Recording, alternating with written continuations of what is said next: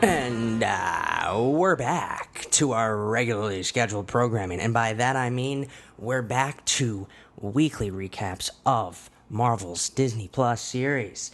We will get into that later a little bit more. But in the meantime, what's going on with the whole Fauci thing? Dems are just throwing him right under the bus. The bus that was transporting all the vaccines and shit. Right under the fucking... Again, not going to do regular news. It's not what this is. It's not what we're, here for. Yeah, so episode 58 is what we're here for. Welcome back to Screen Preach, everybody, for another edition where we talk about movies and television and books and gaming and all that stuff in the name of the God, Father, the Son of Odin, and the Holy Jet. And, Army of the Dead? Army of the Dead? Is what we'll be talking about for episode 50. Alright, you know the deal. I'm fucking tired, dude. I'm just so sick and tired. Now, this is good. This is the best part of my week, man, honestly. Besides the writing, which I wish I was doing more of, but there's no fucking time for anything anymore. This is what it's all about. Getting back under the mic to talk about the things that are just in my head all the time, all week anyway, right?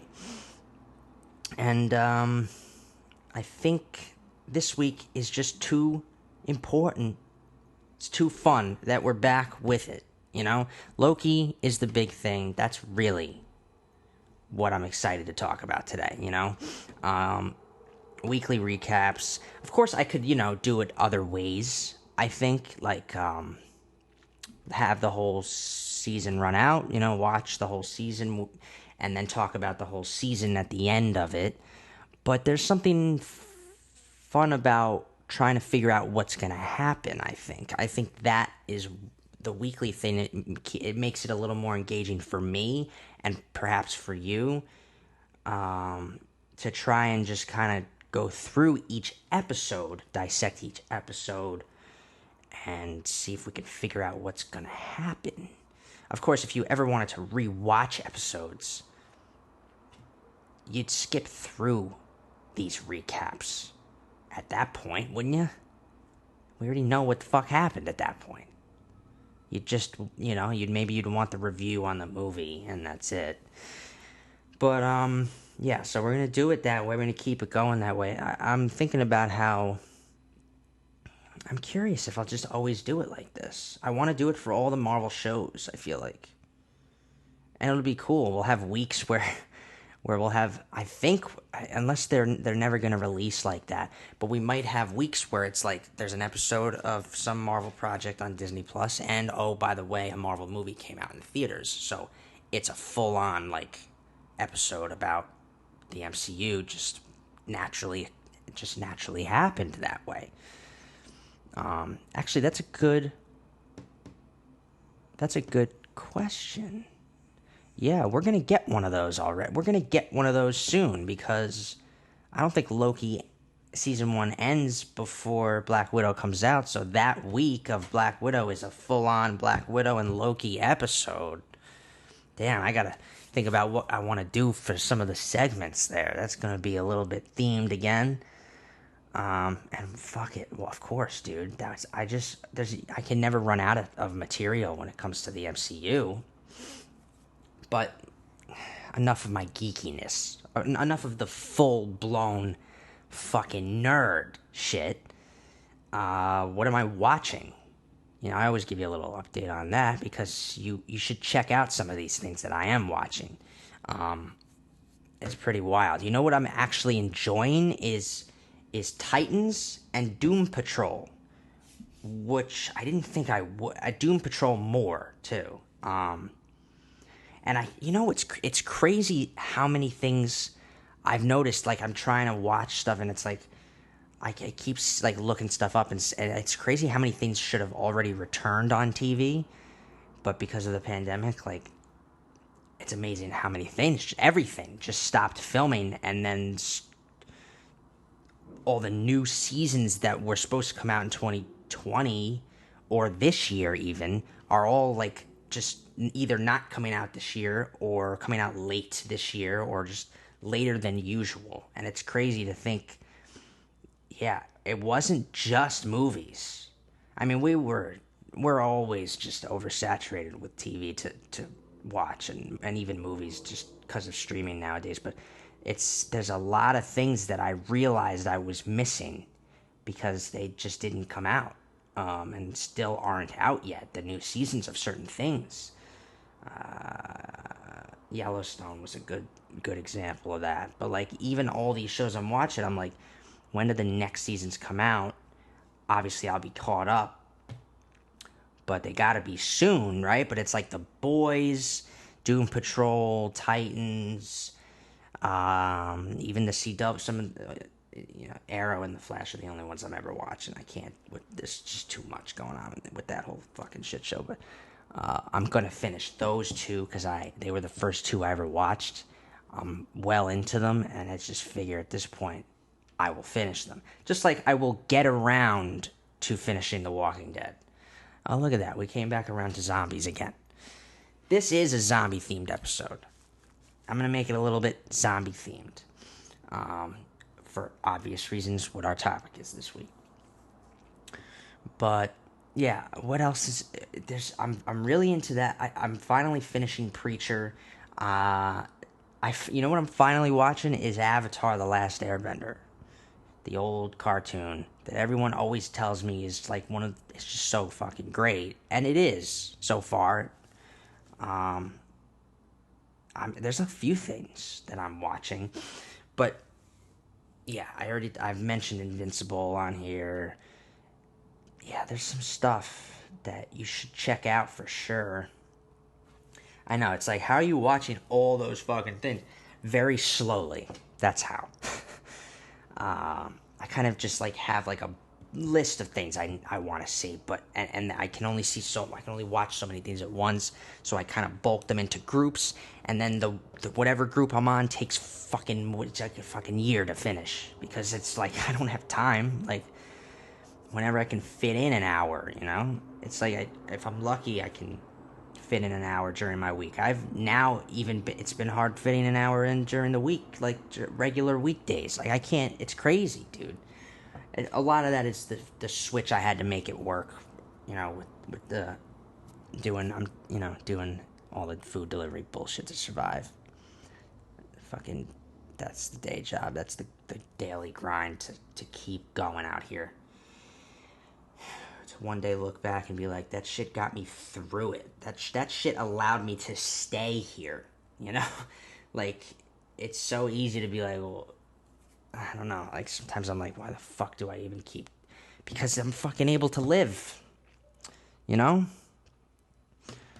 But there was a switch I had to make, and now I have to work more hours. Not really, like, crazy, but I have to add, like, an hour and a half to 2 hours extra a day. I was already working 9 hours. Now it could be 10 and a half, or 11 hours a day, 5 days a week. And it's like, Jesus Christ. Yeah, could I spread that out a little differently? Sure. But I'd like to have my weekend, and this is a way for me to do that. I get to this, and I'm exhausted. Anyone would be. Because it's not even just that. I come home, and then I still want to get in my creative work. It's hard to stay creative and stay in creative energy or mind space because of how tired you are at the end of the day. But I still need to do it. It's like a thing. It's just I have to kind of escape. Escapism is huge for me to stay balanced and not lose my fucking mind, So there's all the little things. And I balance it all out very, in my own way. Because overindulging in anything is just... And maybe it works for some people, but then I find myself like, why am I doing this much? I shouldn't be. Whatever. In the film we're going to talk about today, there's some touchy things. There are some touchy things. There's one touchy thing that I'll talk about briefly for all you, for the Dems and the libs. The Dems and libs. Alright? I'll keep it brief so that I don't piss you off or something like that. I don't, whatever. But you know what I'm talking about. And I'll talk about it for a second, just because of the way it affects the movie, in my opinion. Yeah, but I get it. It's a touchy. We had a real problem with Billy Batts. This was really a touchy thing. Uh-oh.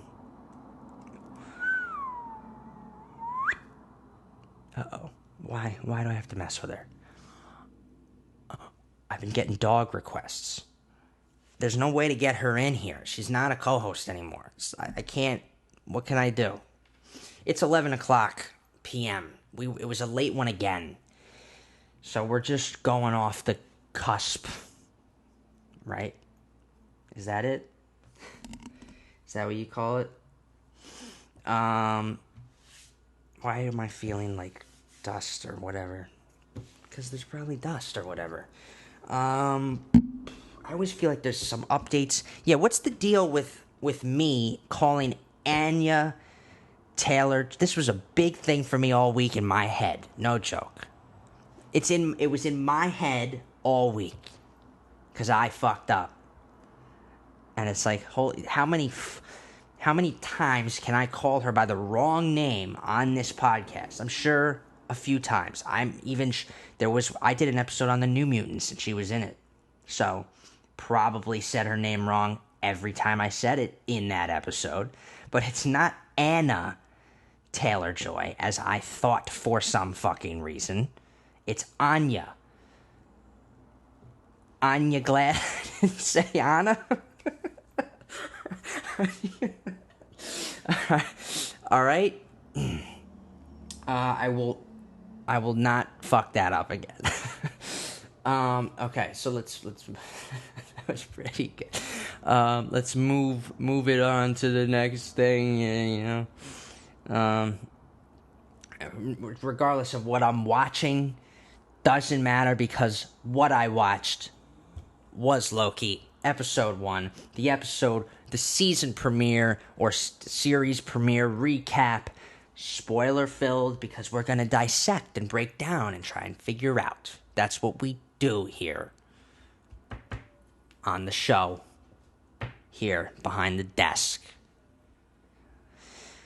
And right off the bat, dude, I need something else. I need another phrase that starts a sentence. First thing I want to say about Loki is it's paced right. Okay? Some people were complaining like not enough of Loki being Loki. There's fucking 5 more episodes. It's like the same thing with Falcon and Winter Soldier. Like people complaining about like, where's this go? Why is it not doing this? Dude, it did do it, and this will do it. What you're looking for, okay? It's called storytelling, all right? It's called building to something. It's called character development. It's called plot development. It takes time to do, and it's supposed to be done at a certain pace. Do you want a bunch of fuckery going on in the first episode? Do you really want that? This needed to be a story episode. It's got to break. Am I moving my shoulders a lot in this one? Shit. You know what it is? I'm sick of the hunch that I do. That's what it is. I think it needed to be a story episode because, this is the kind of storyline where you might be confused. People I know are confused at where exactly we are here. This is a lot of like world building they have to do on top of everything else, and they're doing it pretty good so far. They've explained things that I'm now starting to think about. You know, when Endgame came out, I was curious about how they would do. I knew they were going to do time travel. We all kind of, they didn't. They did a good job keeping what Endgame was about under wraps, but we knew. We all kind of knew there was some kind of time travel involved, some leaks and whatever. I was curious about how they would do it, and then they did it in a different way than we've normally seen in movies. You know, it's been done in movies, but like the normal way, all the movies they even mention in that movie, they did the opposite. They did something different from that, and that made it feel fresh and not like, ugh, this again in another movie. You know, so with this, now they have to open the multiverse up in a certain way. And so explaining how time works in the MCU, explaining how the multiverse potentially works is important. And they do kind of do it, but they have time to also fully reveal how things work. And so that was important here. They needed to not just, throw a bunch of action at us and then also try and make it seem like, oh, you're going to get this. And, I like the way we started off. It's an important expanding on Loki's character and on the story universe itself as a whole. So what some people might be confused about is this whole, like, how is... I think some people might even be like, I didn't even remember that Loki died at all. How is Loki here? What Loki is this again? Oh, that's right. Oh yeah, that happened. You have to remember that this Loki is literally a Loki from the Avengers, the first Avengers movie, and that's it. That's as far as this Loki got in his story, in his life. That whole thing in Endgame is where we pick off, is where we kick things off from. They show it in the beginning again for us, and it's to set it up and not just throw us in and be like, well, wait a minute, well, how'd this happen again? And he uses the Tesseract to transport somewhere. We find out, I think, Mongolia or something, and just to get out of there, I guess, or whatever. Maybe he didn't do it purposely or whatever. I don't know about that, but immediately the questions come up when the TVA reveals themselves, right? And then we start to just see what the TVA is, and it's like, holy, what the fuck's going on here? Like, we have an organization that actually monitors time meddling, and the way they explain it's really well done. People who are messing with time are called variants, and variants, when they mess with time, are creating nexus moments, and nexus moments are dangerous for the universe. As basic as I can put it is that, right? Now, nexus, the word you sounds familiar because we've heard it before.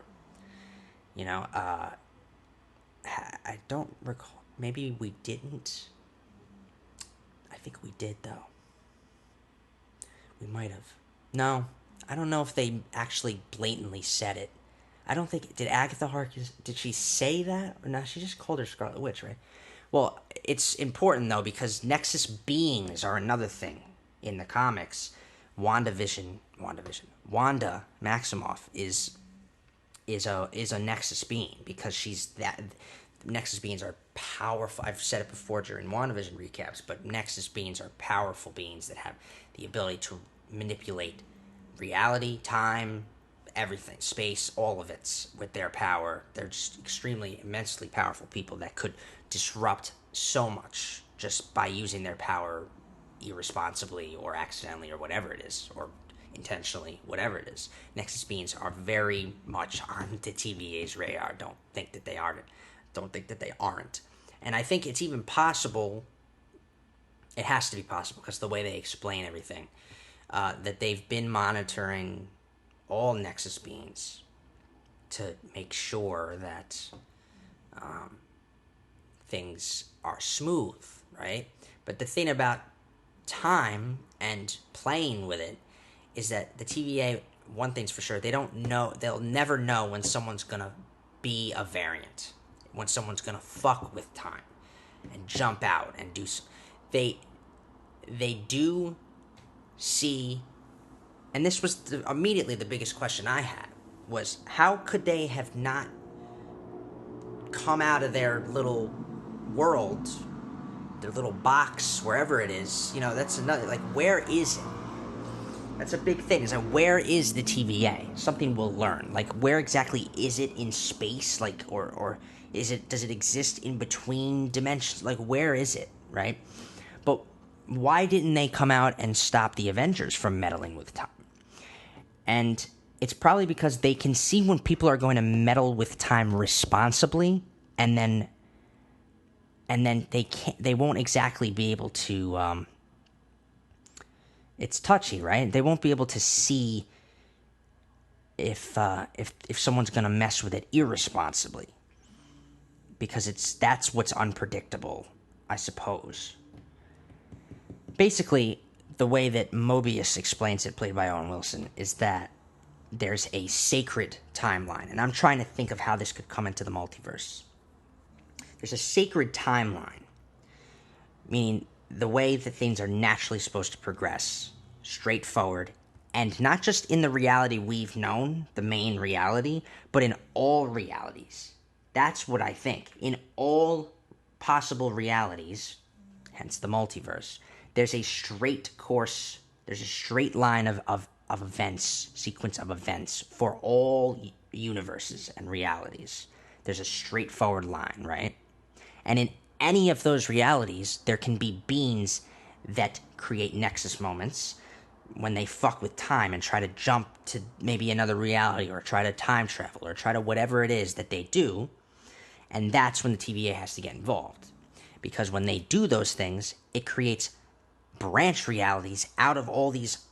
It's happening in all these different straightforward sacred realities, sacred time. It's happening. People are fucking with time, creating branch realities. Basically, the thing that the Avengers didn't want to accidentally do when they fucked with time or meddled with it. And that's when they have to get involved. That's when they have to arrest people. Not 100% sure what they do with the people they arrest. In some cases, it just seems like they kill them. In other cases, it seems like they can reset the moment when they fucked with time, with the sacred timeline. I'm not 100% sure on that. But that was important.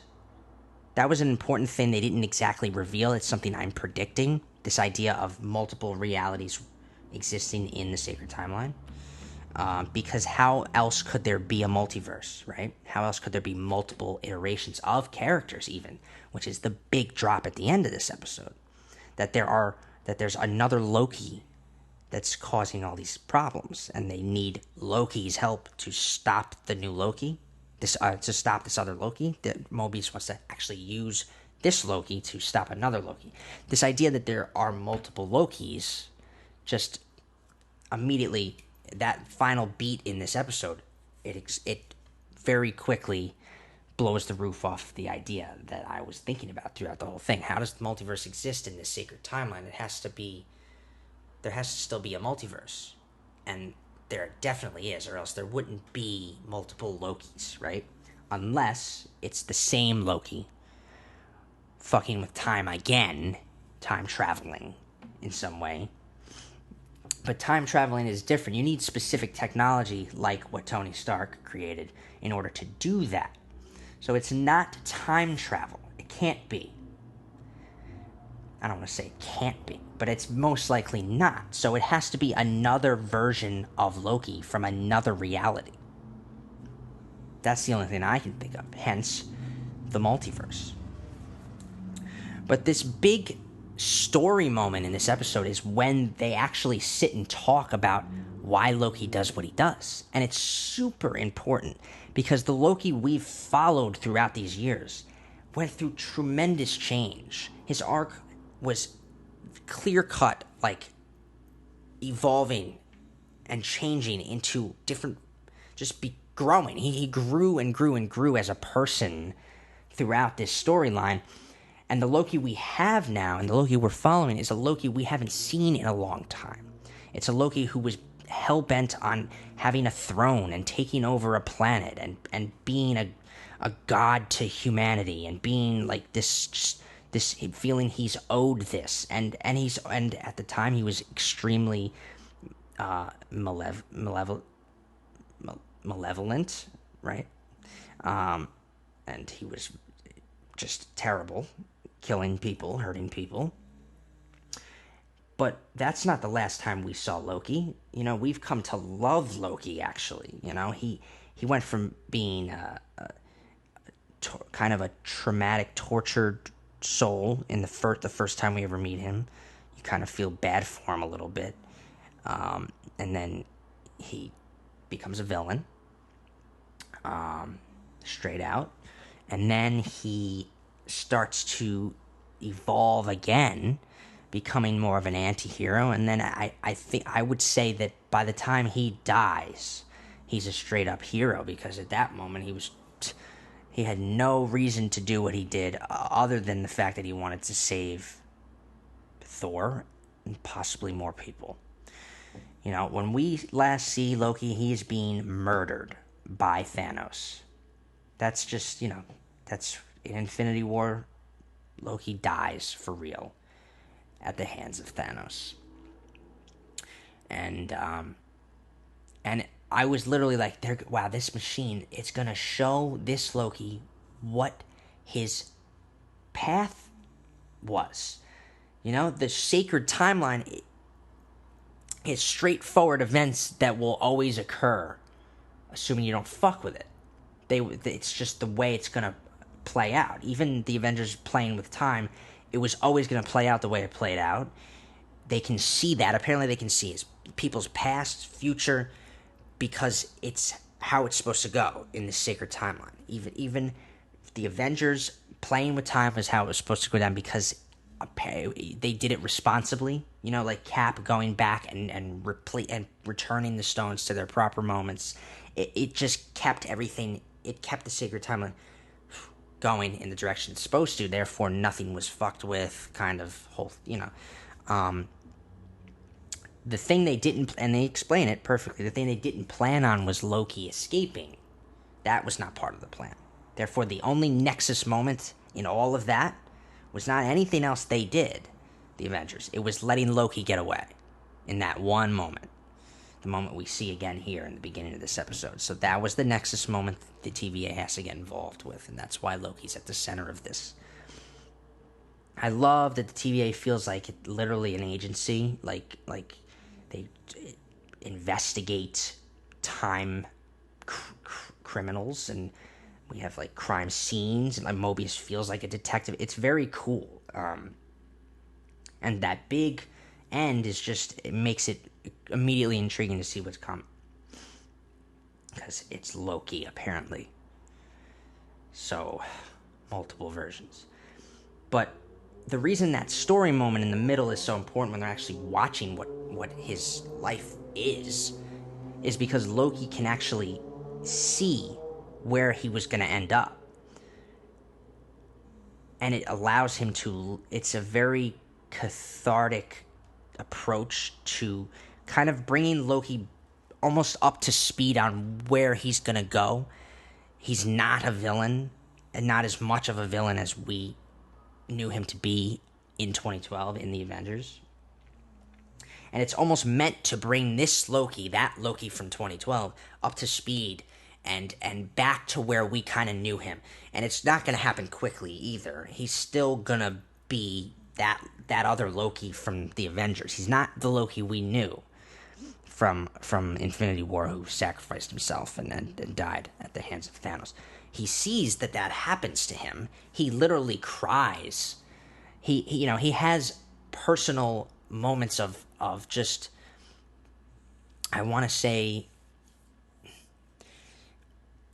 those moments, it's like hitting him all at once with things that were supposed to hit him slowly over a period of time that are just hitting him all at once, and he's feeling all those emotions at once. So it's kind of like a breaking moment for his character. It's like the last time we even saw Loki cry was when his mother died. And I don't think we've ever seen him cry this hard. It was a very important moment for his character to kind of be back to where we knew him when we saw him in Infinity War. It's kind of like bringing him back to that point, while also so that the arc, almost just to protect the arc of Loki. We don't need to see him go through every single change again, as an audience. So it's like a way of making it kind of happen again quicker. He'll still be a little bit, but he'll come around. That's the thing. I think he'll be the Loki we knew again. Because the whole question of this episode is Mobius says, why do you do what you do? And he actually, for once, explains to someone else why he does what he does. And it wasn't what I was expecting. He's like, it's about the keeping up the lie, It's to appear like a villain, a god of mischief. It's a facade. But there's more to it than that. He didn't become bad because of just that. He became bad because of lies told to him by his adopted father Odin, feeling neglected or undermined by Odin, by Thor. All these things that we saw in the Thor movies, in the Avengers movies, that we knew were part of why he became so hell-bent on being someone in control, someone who has power. But at the end of the day, we saw that who he really is underneath trumps all of that. And so getting him back to that place is important in this. So it was important to have this be a story episode about those things. But I think, it's very, the TVA is interesting. In the comics, they're either allies of our heroes or they're antagonists of our heroes. There's this whole thing with the Time Keepers, who in the comics there's multiple there's the Time Keepers, then there's the Time Twisters, who are kind of like the bad version of them. Sometimes it's hard to know where. The thing is, we're not going to know if we're dealing with what we're dealing with when it comes to the TVA, what their actual agenda is, until the moment we're supposed to know. But I knew before watching this that Loki is supposed to be the hero of a story. And it's said in this episode, the story's not about you. You're not the hero of the story. Like, it's never been about you. But this is about it actually being about him. And that's what we get. That's the whole point here. Is I think one of the more important lines in the episode is one that hints at something far more consequential to him and to any fans of him. It's this idea that he can't go back to the reality he came from.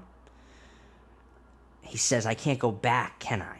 Now, why exactly he can't, I'm still a little shaky. I'm trying to figure out how Marvel plays with the scientifics, of all of this. It's like me trying to figure out how the time travel worked in Endgame. Figured it out, but you have to think about it. But I think even just putting that out there, the chance that this is the end of an actual, this could be the end of Loki's story overall. This idea that he can't go back, and this is all he has is helping. He can help the TVA, or he can be destroyed by them, and that's it. Like, it seems like there's the only options that he has at this point. I don't know, I thought I had more of a grasp on it. I'm trying to figure it out too. This is the point. It's why we do it this way. We want to talk it out and see. I think overall, though, it was a good start to this. I'm glad to see that we have Marvel back and the story can continue. That Loki can have his own story is great. But we will have to see where we go from here. And that's it. I mean, that's all I got for you at this point. I think that's really all I have at this point. It made me laugh, and I'm sure it will continue to do so. But yeah, it's great. We're back, and we're up and running.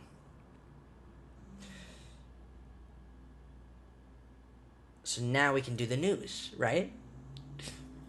The news. Updates in the news. In cinema. Oh, I forgot to pull that up. Shit. Wasn't a lot of stuff, but there were some important things. Actually, there actually very much like almost today, like a lot of just in, like some new developments, important developments. I'm gonna start with the really cool and important thing I saw. I'm gonna start with that because it's been on my mind. I'm so looking forward to it. You know, we got such a hint. It was a good look at it. So, literally yesterday, I believe it was yesterday, the big thing was the first official look at The Sandman, the Netflix series for the graphic novels by Neil Gaiman being adapted to a TV series. I've mentioned many times here, got a first official look. Neil Gaiman brought us inside the room, the set, the everything that they're working with here. And we even got to hear from the cast a little bit. Sandman is the story of the place that we go when we close our eyes at night, and it's called The Dreaming. And I think that this is going to be something. It's going to be a must-watch show. It really is. If you haven't read the comics, that's fine, because it's like when the show, it's like if you didn't read Game of Thrones, or like, you're gonna like this. Like, I'm telling you, this is the next hit thing coming. And the fact that we have, the guy playing Morbius, is it Morbius? No. Morpheus. Morbius is Marvel. Morpheus, the main character, the Sandman himself, is a diehard Sandman fan. He's meant to play this character, right? We have Gwendoline Christie in it from Game of Thrones. It looks really, really the fact that Gaiman is directly involved in the series it's just his vision carried over to the screen. I'm someone who is an obsessive Sandman fan. It's an awesome responsibility because it's something that is so beloved. So definitely check out the full sneak peek and everything. And yeah. Other things that came through. I've mentioned this, so I will give this update on it. But I know that Peter Dinklage, happy birthday by the way today, was cast in the Toxic Avenger film. And now a new update is that Kevin Bacon has been cast as the villain, opposite Peter Dinklage. So that's an update. Jamila Jamil joins Marvel's She-Hulk Disney Plus series as the villain Titania. I think it's Titania. So that's definitely interesting. That cast already, the fact that we have Abomination from the '08 Hulk, played by the same actor, played by Tim Roth, returning Finally, I've been waiting for that, dude. I've been waiting for them to bring him back. He's only been slightly mentioned since he was defeated by the Hulk back in 2008. And that was when Edward Norton was playing him. Not Mark Ruffalo, but Mark Ruffalo, too, is in the show. I can't... That might be, of all the... No, it can't be, dude, because of Moon Knight, I don't know. How can you even pick what your favorite is? Another thing is that the Aquaman sequel has an official title. Director James Wan gave us today, just in. Not just in for you, just in for me. Aquaman and the Lost Kingdom. Aquaman, I talked about on one of the episodes. I enjoyed it. I did. It was one of the better DC movies. So I will be watching this sequel. How about this? The Friends reunion drew in more HBO Max subscribers than anything else that they came out with. More people got HBO Max in order to watch the Friends reunion than they did for any of their movie premieres or anything else. I mean, I'm not that surprised. Let's keep the shoulders down. I literally want to, be here. The rest of the... Look, I'm still doing it. I don't know how to... There's no other... I don't know. I have to keep... It's a posture thing. And I posted about this, but there's a Ted prequel series from creator Seth MacFarlane in the works. The annoying thing is that it's on Peacock. I don't even have Peacock. Does anyone have Peacock? What the hell? What is this? I know what it is, but you know what it's up. I just don't. I don't know. It should be on a streaming service that's actually used by more people. I would, but it's still. I might get it for that. I don't. That makes me laugh. I'm curious what it's gonna. Is it gonna be like the same thing, with an animated and live action, or is he gonna do a cartoon? I don't. I'm curious about this. It's very. It's intriguing, is it not? If nothing else, it's very intriguing. Owen Wilson did give an update on the potential Wedding Crashers sequel, saying that they're trying to see if they can do something worthwhile, and I posted about it. Do we want this? Yes, everyone's, of course, first reaction, even my first reaction is of course I want this. Of course. But you got to remember, we don't live in this... There's a few factors to consider. We don't live in the same age of comedy movies anymore. That was the golden age, man. 2000s decade, in my opinion, personally, golden age of comedy movies. The things that were coming out. This is not... We're not in that age anymore. Comedy movies now don't quite do it for me the way they used to. They're not the same. Sometimes you get one that sneaks in, it's good, really. But it's tough, man. That's a factor. The other factor is that comedy sequels don't ever really work. They just have a bad track record. So do you really... So the question is, you can have your sequel and it most likely not be good and you be disappointed. Or you can just not... Or you can not have it and not feel that disappointment. So it's kind of it's like when the Dumb and Dumber sequel came out. At the end of the day, I didn't need that.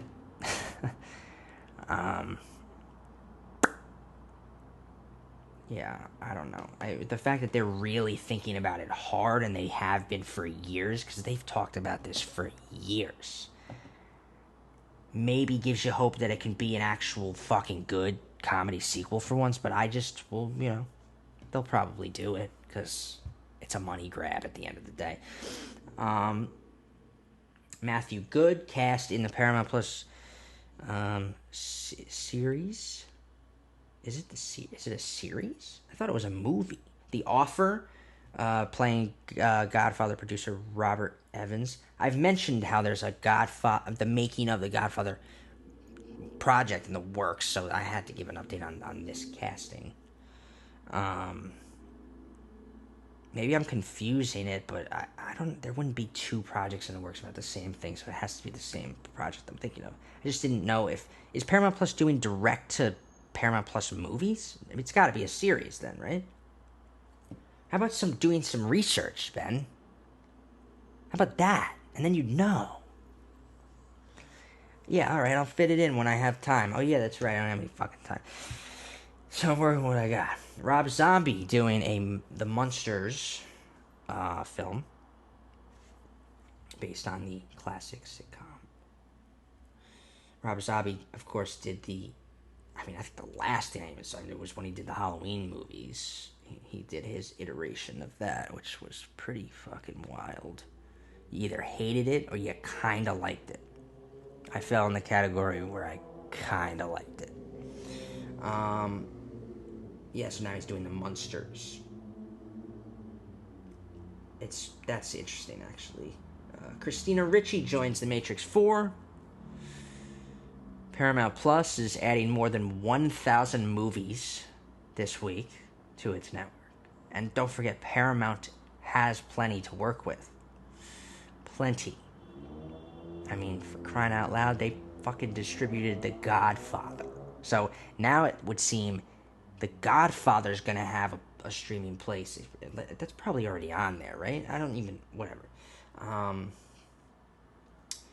And at the literally after recording last week's episode, it came out that A Quiet Place Part 3 is official for 2023. I said it in the episode. Of course, there's going to be a third one. The story's not concluded. So, yes, sign me up, of course. And that is the news.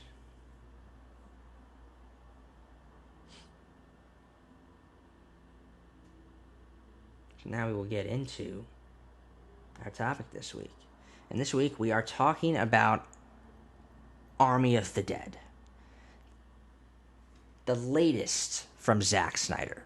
Now, for Zack Snyder, too, this is overdue. A film like this is overdue for him. You know, I think he's just been working up to doing another zombie pick since he did the Dawn of the Dead remake back in 2004. So I think, yes, his next movie should have been a zombie movie. The thing is, it's not horror. It's not, it's action. It's an action movie. It's not a horror movie. Does that matter? No, not really. If you're going in expecting horror, then you'd be disappointed in that regard. But nothing in the trailer even told me it was going to be a horror movie. Just the very nature of these zombies in this particular movie were very intimidating, aggressive, and scary in their own right. But there was nothing actually scary about this other than that, really. I mean, not even the concept was scary. Like the idea of what if this happened? Because this is actually, in terms of the idea and concept of it, I liked because it was different and unique in that regard. Like, it's not the typical, the whole world is infected. We have a group of survivors. They got to get somewhere, do something. No, it's actually taking a different approach to the idea of something getting out, an outbreak like this. It's playing with the idea, well, what would happen if we were able to actually contain it to an area, and then the rest of the world is actually still going and moving like normal, but we live in a world all of a sudden where it's in the news every day, there's a zombie quarantine zone where there's just a bunch of zombies. We're all safe on the outside of it, but then I liked that. That's cool. Immediately you're gonna draw in. You're going to keep people watching because it's not the same as the typical zombie movie, So then what's this about? Like, so then what is it be? And then you're like, so what's the big thing that's going to, and it comes down to a basic human character trait, this idea of greed, really, is what it came down to. Everybody's doing what they're doing for the money involved in this, right? It becomes a heist movie. It becomes a heist movie with zombies. A heist action movie with zombies. Okay, fine, cool, obviously. Because it's different. That's different than we've seen. But the thing is, I will never look. The thing is, I will never, ever, ever, ever take away how visually impressed I always am with Zack Snyder. He has a way with cinematography, with just visual language overall. I'm always just I'm into his style in that regard. He is a director. He's not as much a writer, in my opinion, like in terms of just how this story just kind of, I don't know, it didn't always hold me, if I'm being honest, but because there's an idea, this whole thing with the zombies, man, it started off so cool, and then it got kind of like it just, every time I turned around, there was some other thing the zombies could either do, or were wearing something. Like, the zombies were like, let's be real, they're intimidating as fuck. Okay, this idea of, okay, we have the zombies, and then there's the alpha zombies, the ones that are smarter, faster, stronger, and apparently can love each other. Like, this is not entirely new, obviously. I Am Legend, which is not entirely a zombie movie, but has those kind of tones to it, played with a similar idea, right? The idea of infected people still being able to feel love for each other. But there was sometimes no explanation for how things were meant to go. There's this thing with the blue, right? This whole blue eyes, blue in the veins, blue fucking magic dust when they get their head blown. I don't know what that is. Sometimes it was weird. And then it's never entirely, we're never entirely given, the question is never answered, as my brain could be a little more, can we get it out, the question of what exactly their intention was prior to it becoming about revenge for the main alpha, the king zombie. Prior to that, there's no answer to the question of what their intention is, why they're building this army of the dead. That's the real army of the dead here, is this alpha tribe, and the fact that certain people are literally given up as or taking it to become alphas. If you're bitten by an alpha, or by the alpha, I guess is what it is, you have to be bitten by the alpha in order to become an alpha.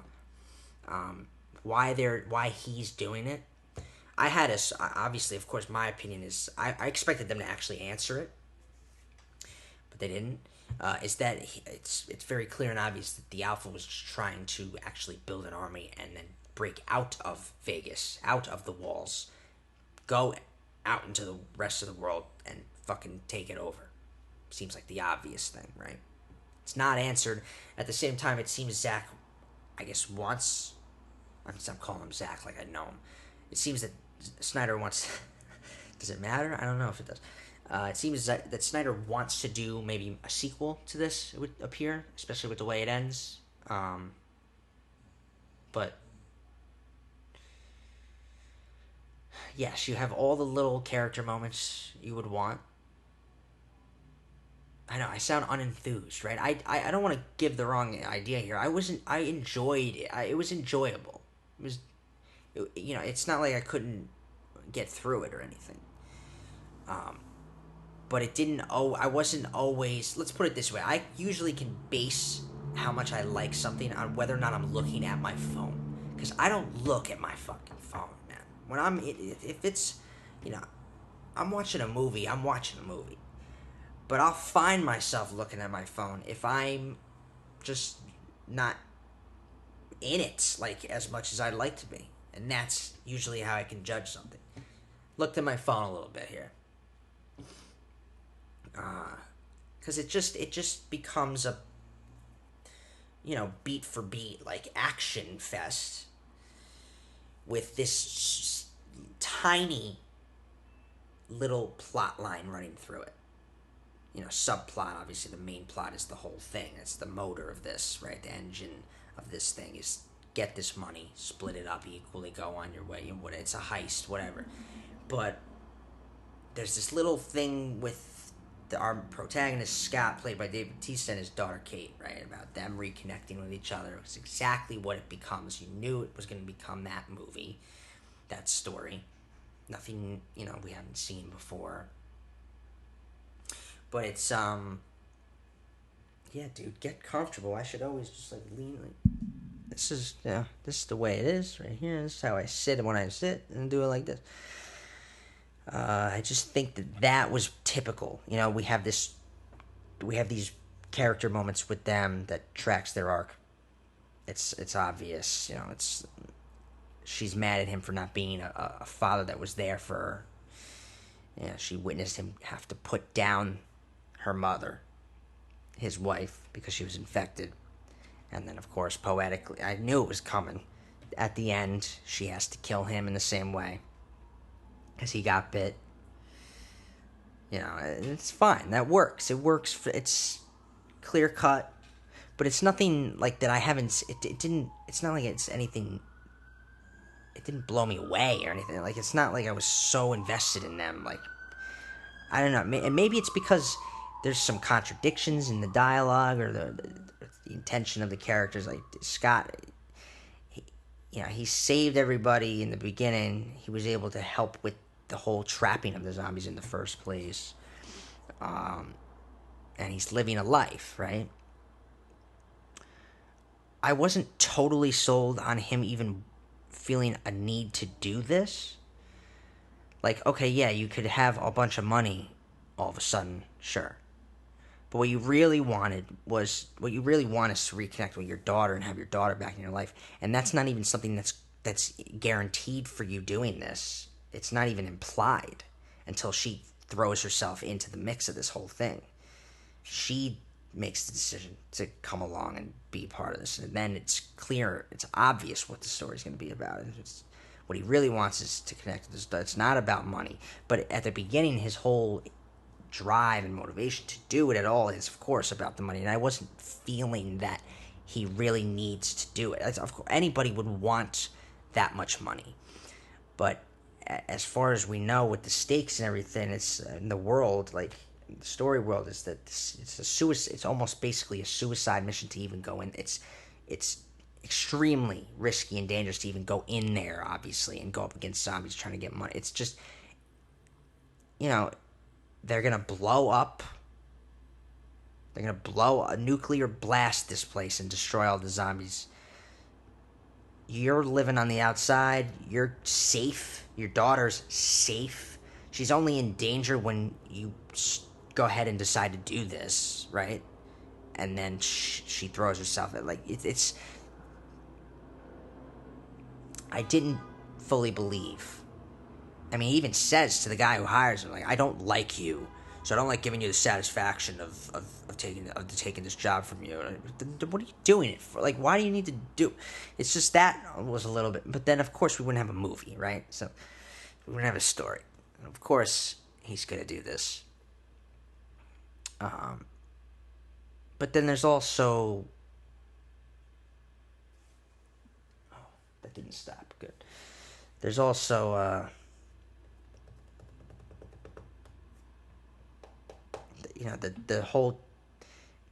The whole nuclear blast thing raises the stakes because it puts a time limit, right? We need the time limit on it. A very conventional heist movie splashed in with zombies and all that shit.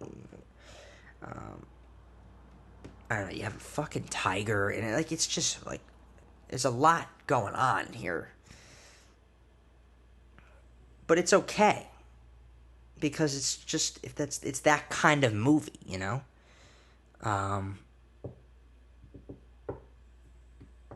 The fact that I felt myself drifting wasn't okay for me. And then there's the whole Chris D'Elia thing, right? So, Chris D'Elia was accused of all this shit, right? And then he was in this movie. He was, I was someone who avidly listened to his podcasts. He was always giving updates on it. filming and everything, and then he's not in it because he was digitally replaced with Tig Notaro, another comedian. And I can't help. I know that he did some things, and it's like he did something. I just want to be clear about the whole Chris D'Elia thing and how I stand, and I think I should. I think I can be. You have to understand that there's a difference, right? This is such a. I don't even forget it. I'm not even gonna. It's whatever, dude. He did do some shit, and it's fucked up, and whatever. Like that's in terms of how it affects the movie. Sometimes the way that Tig Notaro's character is put in, I could tell that she wasn't even there for the filming. Because she wasn't. Sometimes I could tell with some of the dialogue. I could tell. And then there's a moment she's flying the helicopter at one moment, and it's like, I can't. It seems like it almost feels like they're not even moving. It seems like poor, like, CGI work in that. Like, there's just some moments with that bothered me. It's also it's despite whatever Chris D'Elia did, he cracks me up, dude. At the end of the day, he's always gonna crack me up. I mean, no, it's just a comedian who has made me laugh till I'm crying. I can't help that. Like, that's always gonna be a thing. Like, and I can't help but wonder what it would have been like if he were in the fucking movie. I can't help but wonder. Now, does that really matter for the overall film and story? No, not at all. So I just wanted to bring it up, though. And then lastly, I think the end took too long to end. It ends with a character we didn't really know that well in terms of depth. Not invested in his character. Doesn't matter. The whole point of it was to kind of set up another one. But then if you're going to do that, you might as well have had it be Dave Bautista be the next, like, alpha and then really go balls to the wall. But, then you wouldn't have your story moment. The daughter has to put him down in the same way that he put down her mother. And it's all, all that stuff, right? Fine, whatever. It's long. That's just it. At the end of the day, it was too long, I think. It was just too long, I think. Yeah, probably. That's what it felt like we had like 3 endings almost. It seems like they had to face the main alpha zombie 5 fucking times at the end to finally be done with the whole thing. It just, there was a dragging out at the end.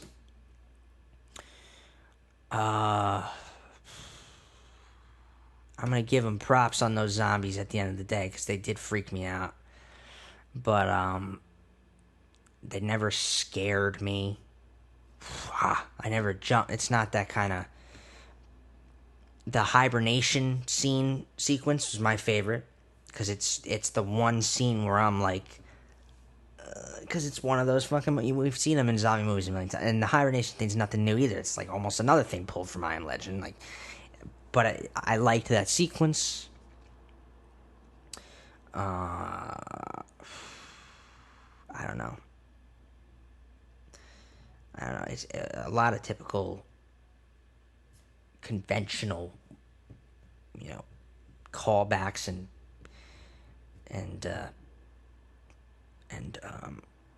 concluding of arcs and storylines and plotlines and whatever, I don't know. You definitely go watch it. You'll still enjoy it, I think. At the end of the day, you'll still somewhat enjoy it. If you're just, maybe you're high or something, you want to, like, just have a little fun. And you're going to have fun with this movie. You know what I mean? I'm not going to guarantee that you'll get through it. That's kind of where I'll end this. I get through everything because I watch everything. But, I suppose you still want to see what happens, so you should get through it. Everybody's watching habits. I don't know. The point is, it's not... The point is, my rating of it is like a 7.3 3, it was an okay movie. Because that's what it was for me. It was just an okay movie. But it's out on Netflix right now, and you can go see it. And yeah, that's it. Yeah, I mean, the opening sequence is really invigorating. There's a whole thing, it has its moments. But then it has its moments. So, 7.3. Okay, let's move on. As I said, we're keeping it themed the best we can.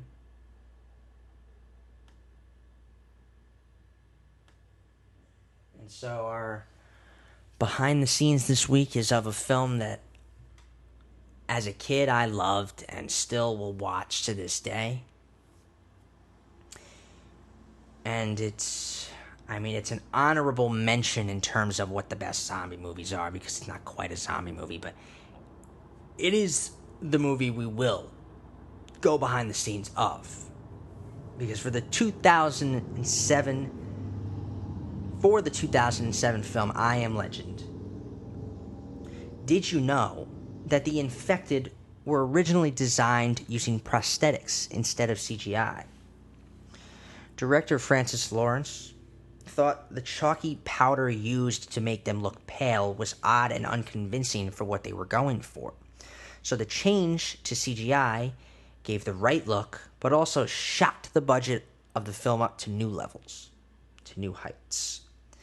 Speaking of budget, the flashback sequence with the Brooklyn Bridge incident cost $5 million alone, because it included the involvement of 14 government agencies, 250 plus crew members, 1,000 extras, and 160 members of the National Guard. This on top of everything else generally needed to shoot. It took a total of 6 nights to film. I also find it interesting that this film was in the works for quite some time before it was actually made. It was almost made with Ridley Scott as the director and Arnold Schwarzenegger as the star. And this was back in 1997. It's actually one of my favorite movies not in my list of favorite movies, if that makes sense. And if you haven't seen the intriguing and narrative-changing alternate ending, you should definitely go check that out. I think one thing is for sure, I Am Legend holds up, and it especially holds up today with everything we just went through. Let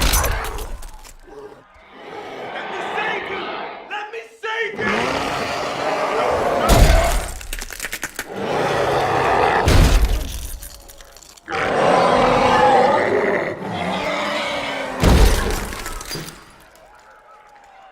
No. And the other thing that's obvious is what I'll ask for the question this week, and that is, what is the best zombie movie? I mean, what is it? What's the best zombie movie that we've ever... What is it? Because that's a good question, actually, and there are a lot of good ones, and there's a lot of bad ones. But, I mean, the classics always make the top of the list, right? Dawn of the Dead, or Night of the Living Dead, or even the spoof Shaun of the Dead is actually really awesome and great. It's a great zombie movie and comedy at the same time. The Zombieland films are great zombie movies and great comedies at the same time. The Resident Evil movies are worth mentioning, right? There's Reanimator. There's the Dawn of the Dead Snyder remake that I mentioned, which is actually a good zombie movie. So yeah, it's worth mentioning, right? There's the honorable mentions that obviously I Am Legend, like I said, because it's kind of like that whole feel. The Walking Dead is a TV show, of course, but it was game-changing for TV in terms of having a zombie TV series like that. It's worth mentioning. And then of all the ones that have come out recently, World War Z, which a lot of people hated, I actually liked. Yeah, I liked World War Z. I liked the concept of it, The idea of them only going after the whole like Brad Pitt's, it's Brad Pitt, and it's a good zombie movie, man. I think it is. I don't give a fuck what you say. But my favorite, and the one I actually think is the best, and dude, 28 Days Later, dude, that is like quality zombie picture right there, like that. For me, it's 28 Days Later, man. And Cillian Murphy, it's early in his career, like I just think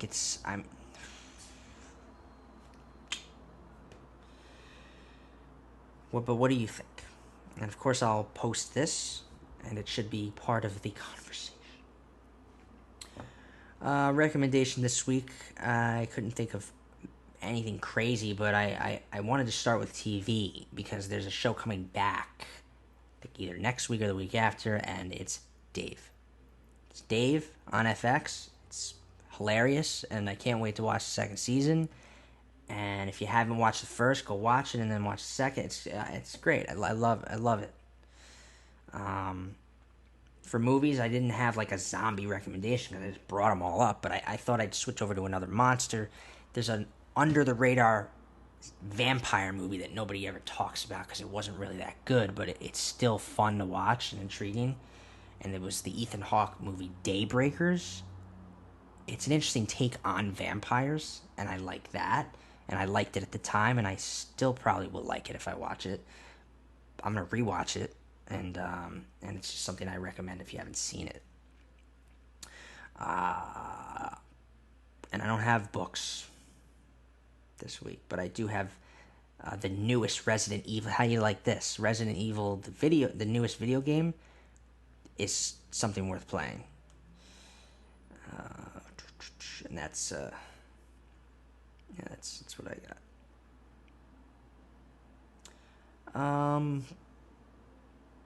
I don't have a new segment of the draft this week because I knew that the recaps were returning, and I don't really know how I would do the draft. I've talked about I wanted to keep going on research a little bit, but I didn't prepare this week.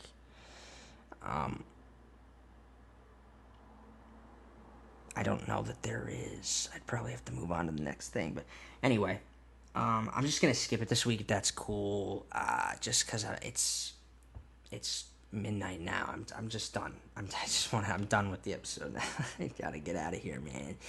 I got to get on with it. And so that's it. And that's a good episode, honestly. We got to deal. We got I got into it, and we got conversational and everything. It's a good episode. It's a good episode. Definitely keep tuning in. We got those recaps every week. We want to see how it plays out on Loki, and I want to see if I can predict what's going on here. But of course, we got to shout out to our patrons here, as we do. I haven't forgot about you. The merch drop is in development. I'm creating the merch. I will be purchasing the merch this coming week, and then I'll be sending it out to these people. Shout out to Billy Thomas, Jessica Murphy, Michael Morganti, Julian Morganti, Tijan Construction, and Linda Morganti. Every week, these people help make the merch drop possible, as well as other things, but they're just all-around support. So thank you. If you want to support the show like these lovely people do, you got to become a patron at patreon.com/preacher. Other than that, you know what else you got to do. You got to follow me at DeBenji, right? And the main page here for Screen Preach is at Screen Preach, where we're always just kind of keeping things moving. There's an energy with this show all week long. You know, it's not just the episodes. It's all week long with that page. So go follow. Tell your friends to follow. And if you subscribe to BMS Studios on YouTube, where you'll find weekly episodes of the show and other content. Check out my website at benmorgantistory.com. And that's it. That's it. I don't think there could possibly be anything else. So, thanks for watching and listening, guys. See you next week.